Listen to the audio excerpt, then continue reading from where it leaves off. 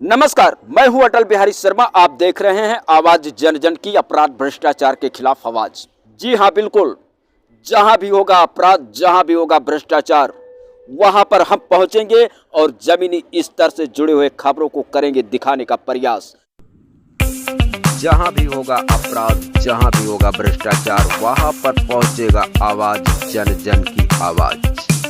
सवाल तो होगा शासन से, सवाल होगा सत्ता से, सवाल होगा प्रशासन से, सवाल होगा आम जनता से, क्योंकि हम निष्पक्ष दिखाते हैं।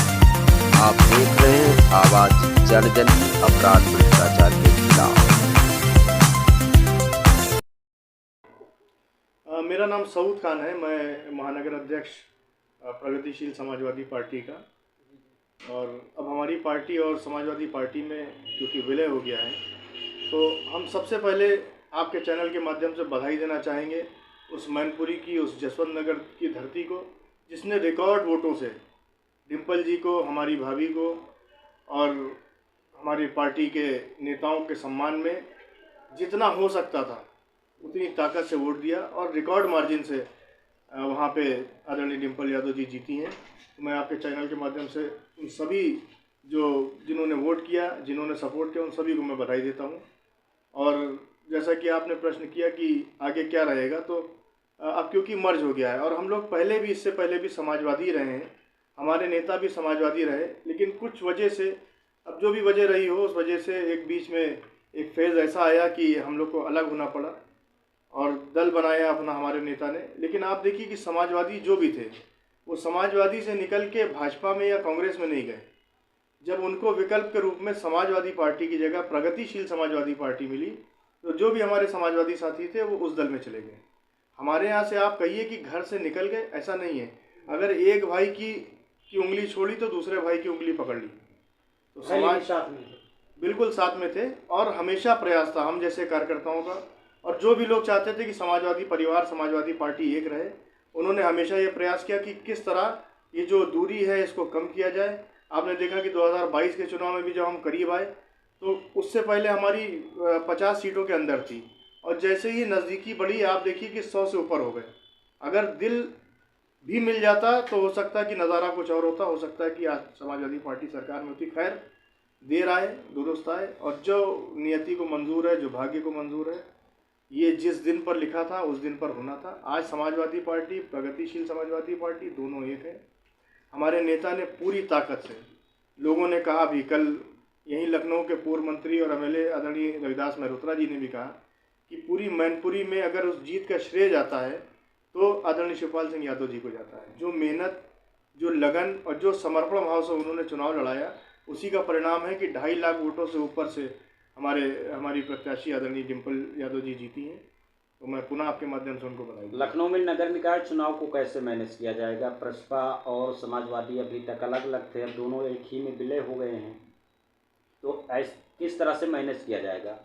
देखिए, आप लोग भली भांति जानते हैं, ये चुनाव की घोषणा होने से पहले या चुनाव की घोषणा के बाद हमारे पार्टी के आदरणीय प्रदेश अध्यक्ष श्री आदित्य यादव जी इसी कार्यालय पर आए थे और यहीं पर उनका भव्य स्वागत कराया गया था। एक बड़ी मीटिंग का आयोजन था। आप पत्रकार भाइयों, बंधुओं ने भी उनकी, सब लोगों ने बाइट ली थी। बहुत अच्छी खासी भीड़ थी। उसी दिन हम लोगों ने लगभग 41-42 प्रत्याशियों का ऐलान किया था। हमारे पास लखनऊ में 110 वार्डों में 41-42 प्रत्याशियों की लिस्ट थी, जो हम लोगों ने, सब जितने भी हमारे शहर के, हमारे लखनऊ के प्रभारी, हमारे लखनऊ के प्रमुख नेतागण जिन्होंने मिलकर लिस्ट बनाई थी, वो लिस्ट हम लोगों ने आदरणीय प्रदेश अध्यक्ष जी को सौंपी थी। तो क्या उनको टिकट मिलेगा? उसी पे आ रहा हूँ। अब जब मर्जर हो गया है, जब दोनों पार्टी एक हो गई हैं, तो हमारा प्रयास ये होगा कि हमारे दल के वो लोग जो ज़मीनी नेता थे, जो तैयारी कर रहे थे, जो पुराने समाजवादी हैं, जिनकी ज़मीन पर और वार्डों में पकड़ है, तो हम प्रयास करेंगे, अपने नेता से भी कहेंगे और समाजवादी पार्टी के भी, क्योंकि वो भी हमारी, अब हम लोग सब लोग एक हैं, तो हम लोग प्रयास करेंगे कि मिलकर ये तय करें कि कौन जिताऊ कैंडिडेट है, उसको टिकट दे दिया जाए। ये ना देखा जाए कि कौन किसके साथ था, किसके साथ है।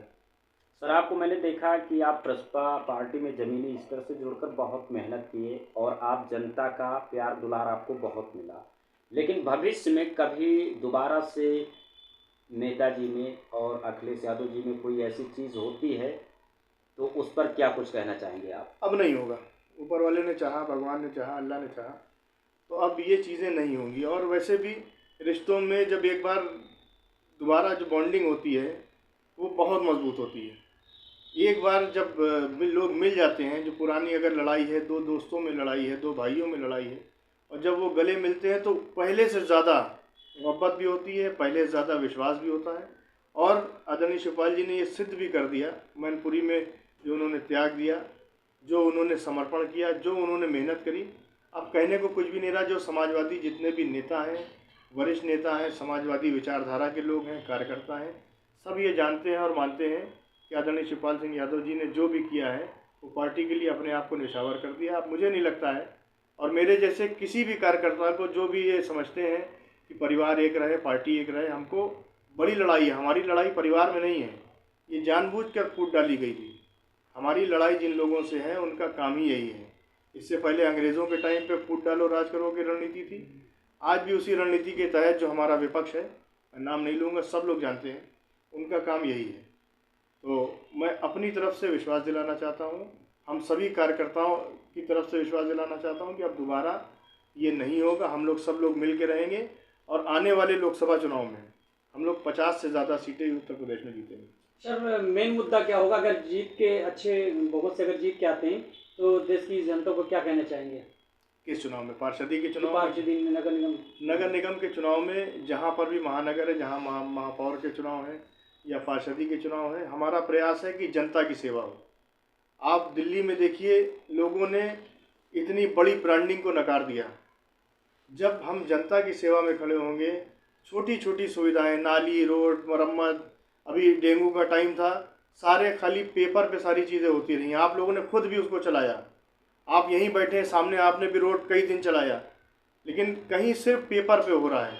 गड्ढा मुक्त पेपर पे, डेंगू की दवा का छिड़काव पेपर पे, ज़मीनी स्तर पे कहीं कोई काम नहीं हो रहा है। हम समाजवादी लोग जितने भी हैं, हम ज़मीन पे उतर के काम करेंगे और जनता की सारी जितनी भी उनकी इच्छाएं हैं उनको पूरा करने का काम करेंगे।